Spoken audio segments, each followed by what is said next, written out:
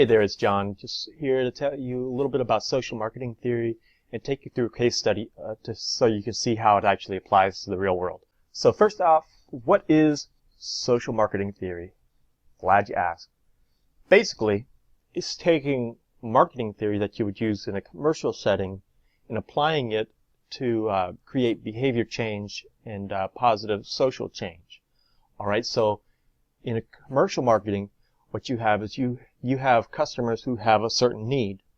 And so the marketer sees that need, they tailor a product to meet that need, and then they try to motivate the customers to buy that product.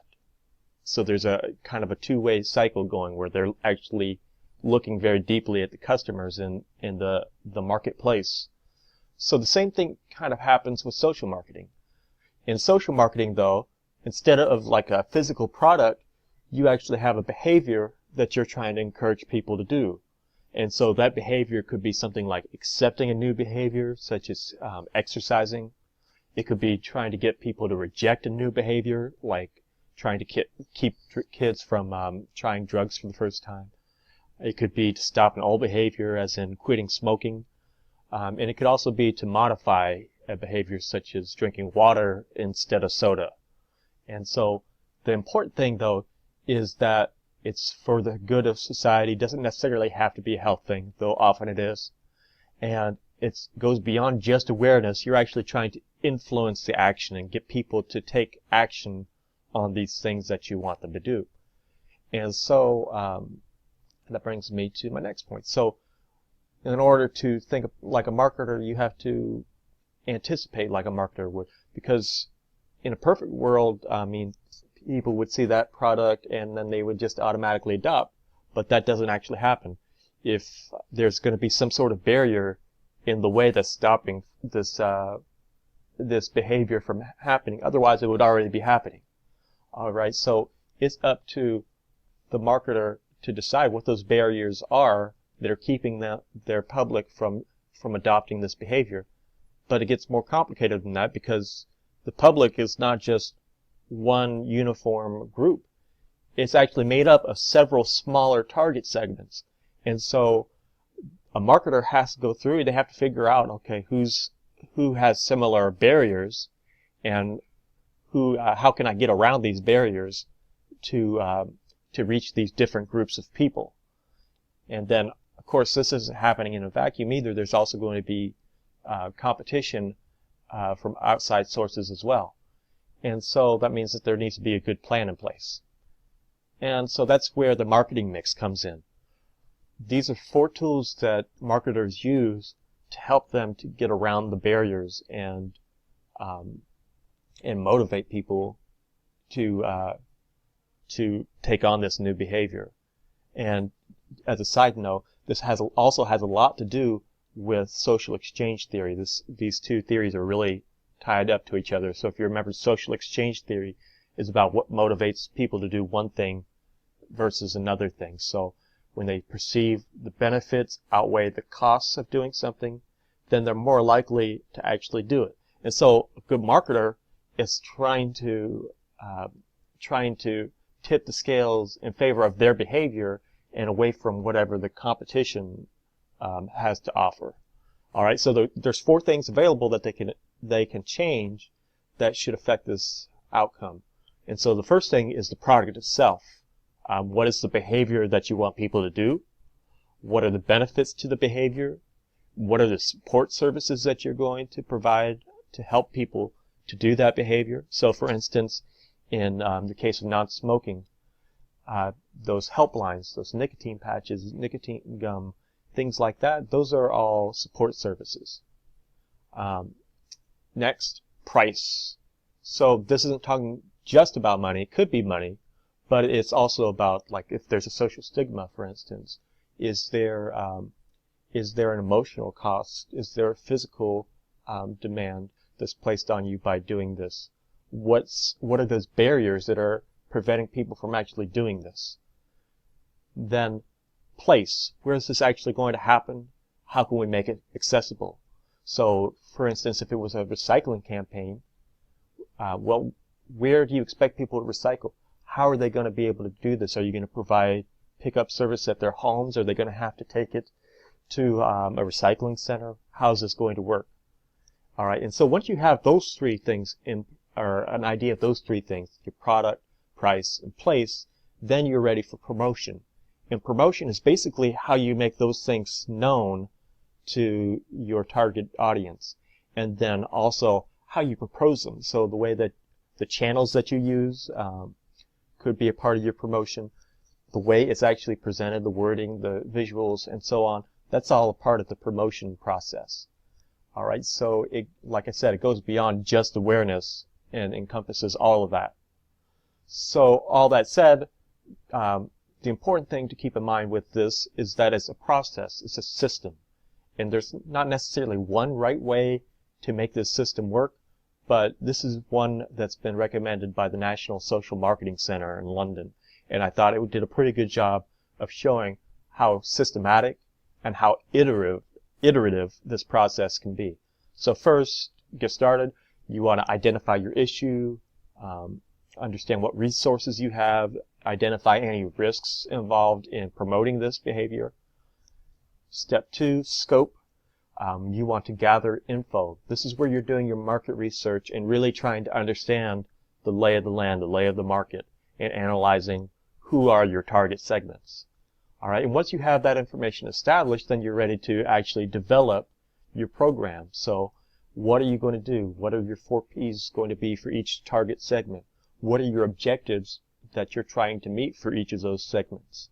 What's success going to look like? How are you going to track all of the data to make sure that you're on track to meet those goals? All right, and so once you have a plan in place, then you're ready to implement that plan. And of course, as you do this, you're monitoring, and that's pretty much self-explanatory.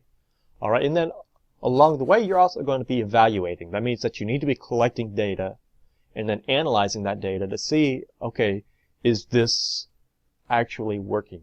Is the plan I developed moving people towards increasing that behavior, or do we need to go back to developing and see if we can tweak some things? And then that also gets into the following up with the next steps. And all along, keep in mind that this isn't happening in a vacuum. There's going to be other factors occurring, like competition and so on. So you need to really be on the up and up. All right, and so that takes us to the case study. I decided that I wanted to do my case study on Donate Life Florida, which is dedicated to registering organ, tissue, eye donors in the state of Florida. And the reason I have such a strong feeling about this is because my family has benefited from this in the past. My wife is actually the recipient of 2 heart transplants and a kidney transplant, just for fun, as she likes to say. So they do some great work. They're really important to my family, and it's important for me to see them succeed. So with all that in mind, let's take a look at their organization. So this is their website, donatelifeflorida.org, and from all I could tell, this was last updated in 2009, and it's starting to show its age. It has not aged gracefully, if I may say so. The page navigation, if you look at the top, there's a navigation up there. There's some navigation to the side. The About Us section, if you click that, it leads you to a blank page. It doesn't, well, not completely blank, but it doesn't have any information on there. So some of the organization of the site is a little bit confusing in some places. There is some information on there about some of their additional programs and a section for people to actually register to join the donor registry. But there's no real clear call to action on any of these spots. So there's a lot going on here that they can improve. And then they also operate a Facebook page, which they do update on a regular basis, and an Instagram page, an Instagram profile as well, which is usually used for getting volunteers, promoting their events, sharing inspirational quotes, and that sort of thing. The Facebook takes it a little bit further, and they have stories about people who have received organ transplants from around the country, and so on. And so they are active in social media. So when I took a look at their digital presence and considered their mission, there were a few things that jumped out at me. So first off was the market segmentation.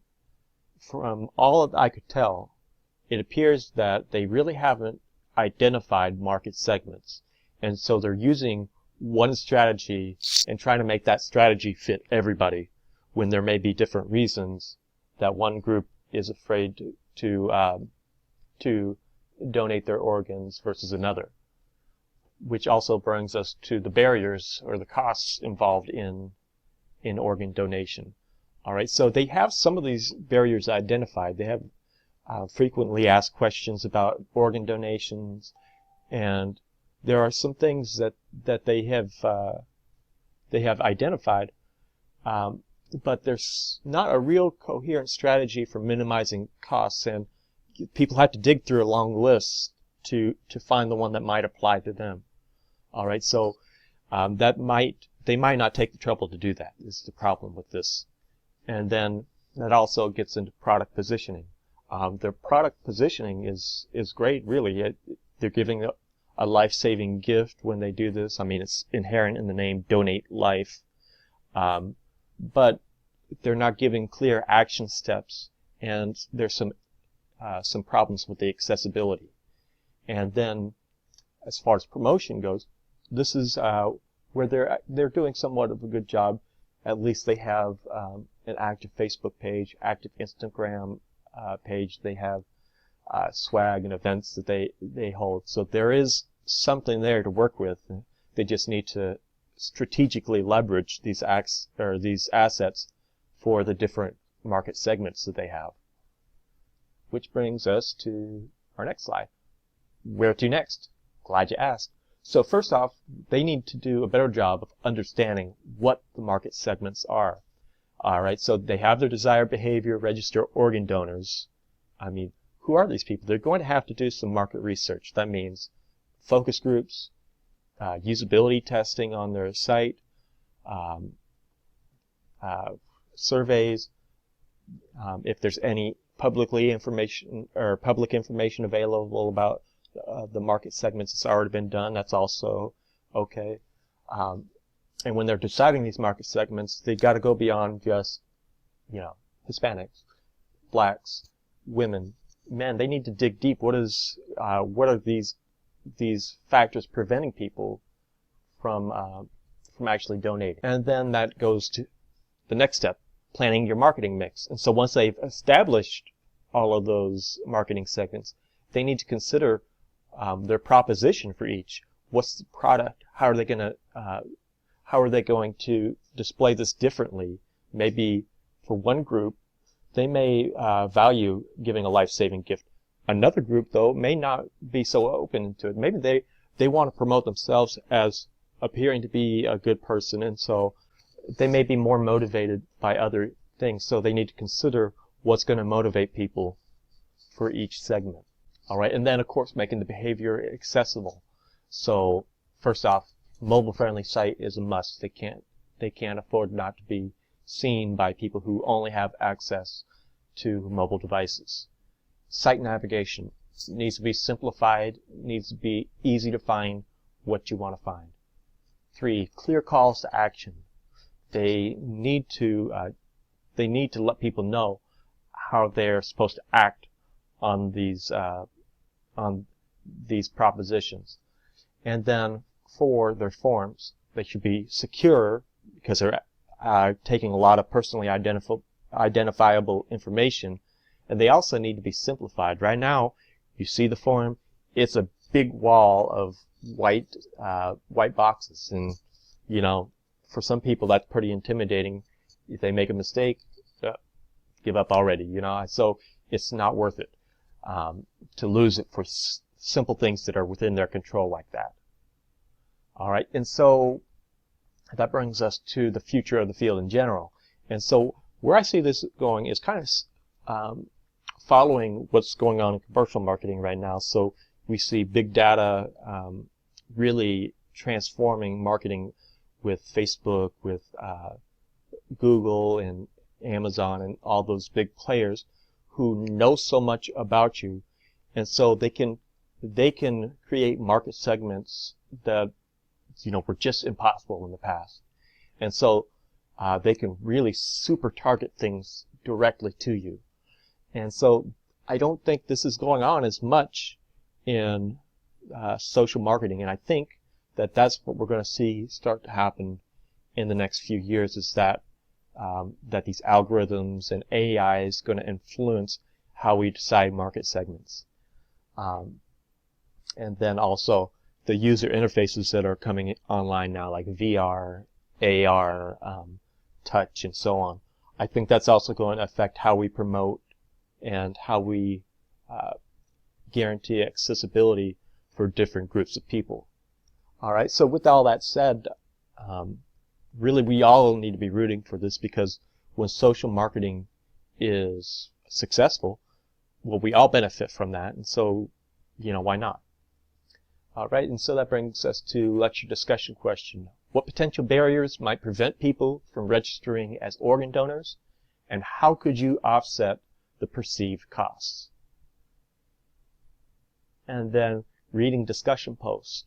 You are going to be reading from the Big Pocket Guide to Social Marketing, which is put out by the National Center for Social Marketing in the UK. It's 45 through 79, but it's really not as bad as it seems, because they're very small pages. And your RDP question you can read down there for yourself. All right, hope that was helpful. I'll see you guys in class. Thanks.